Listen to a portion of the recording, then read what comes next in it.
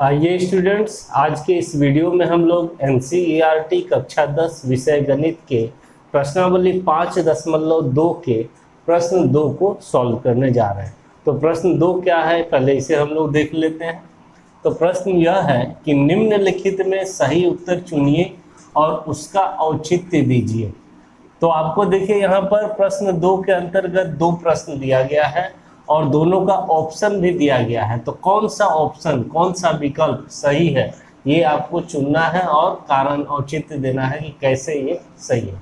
तो क्या सवाल है, देखिए पहला सवाल है कि एपी 10, 7, 4 डैश डैश डैश है का 30वां पद है।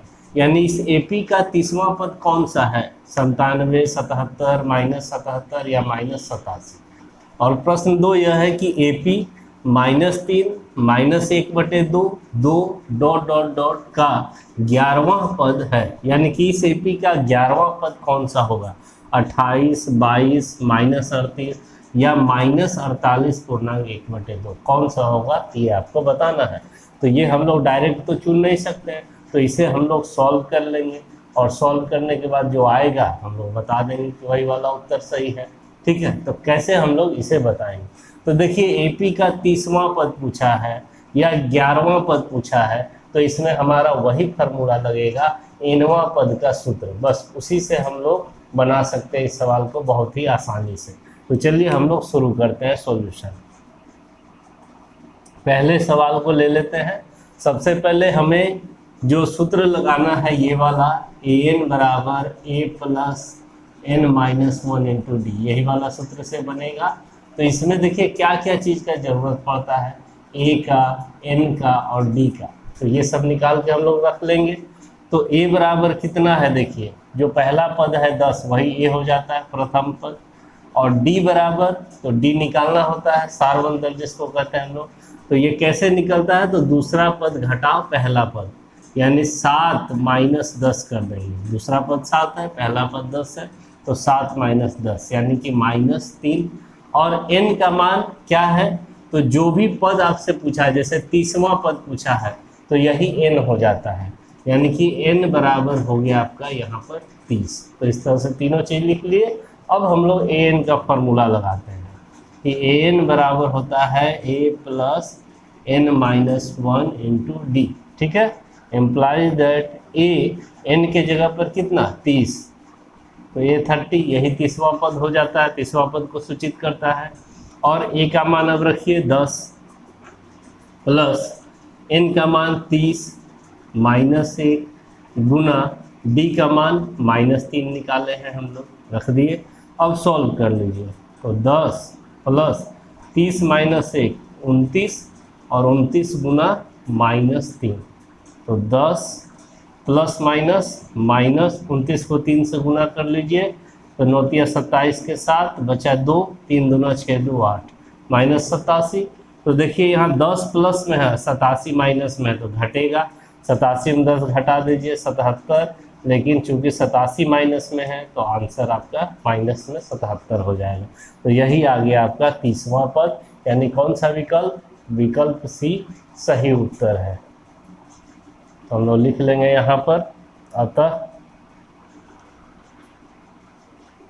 विकल्प सी सही उत्तर है। तो इसका स्क्रीनशॉट ले लीजिए। अब हम लोग प्रश्न 2 पर चलते हैं। तो प्रश्न 2 में फिर से हम लोग a, n और d का मान लिख लेते हैं। तो यहाँ a बराबर है -3, पहला पद आपका क्या है -3। फिर आप d निकाल लीजिए जो कि सारवंतर कहलाता है। तो d बराबर होता है a2 - a1, दूसरा पद घटा पहला पद, तो दूसरा पद है -1/2, इसमें घटा लीजिए पहला पद को, किसको, -3 को। तो कितना आ जाएगा, देखिए -1/2 और ये माइनस माइनस प्लस हो जाएगा 3। अब यहाँ एलसीएम ले लीजिए, 2 3 के नीचे कुछ नहीं, तो 1 2 1 का लसा 2 हो गया। यहाँ पर हो गया आपका -1 प्लस यहाँ हो गया 6, तो 6 - 1 5/2, ये आपका निकल गया सारवंतर। और n का मान देखिए आपसे पूछा है 11वां पद, तो n बराबर हो गया 11 यहाँ पर। तो इस तरह से तीनों लिख लिए हम लोग, ए डी और एन। अब ए एन के सूत्र से चलते हैं। तो ए एन बराबर होता है a plus n minus one into d, implies that a n के जगह पे 11, ए 11 का मतलब ये हो गया 11वां पद।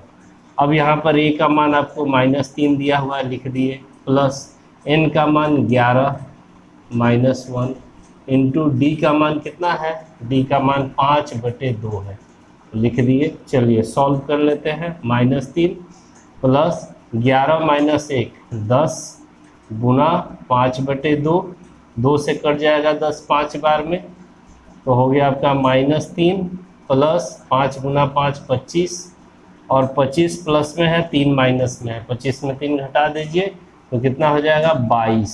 तो यही हो गया आपका 11वां पद। तो 22 आपको ऑप्शन बी में दिया हुआ है, तो यहाँ पर लिख देंगे हम लोग या तो विकल्प बी सही उत्तर है। तो इस तरह से आपका प्रश्न 2 भी कंप्लीट हो गया। वीडियो अच्छा लगा हो तो इसे ज़रूर लाइक करें, शेयर करें अपने फ्रेंड्स के साथ, और मेरे चैनल को भी सब्सक्राइब करें। Thank you.